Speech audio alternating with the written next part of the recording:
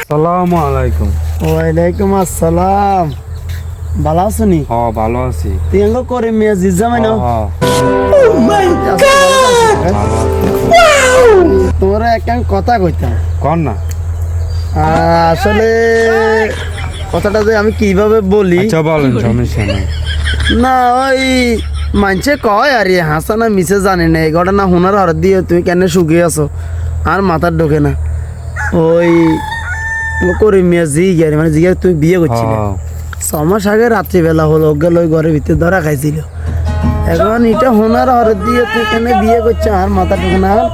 আরে আবার কিছু মনে করি না, মানুষের বলে এই কারণে আমি তোমার এগুলো বলছি, কথা বুঝো না তো যাও সুখে শান্তিতে থাকো আলহামদুলিল্লাহ। যাও ফালতামি বেশ তাই না? আবার ঘরে হলা করি মেয়ে তুই আমার বদনামি করাস। আজ যা তোর ঘরের সংসার ভাঙি দিছি, তোর মাইয়ের সংসার ভাঙি দিছি শালার পুত। আমি কত নাড়া এবার তুই বুঝবি শালার।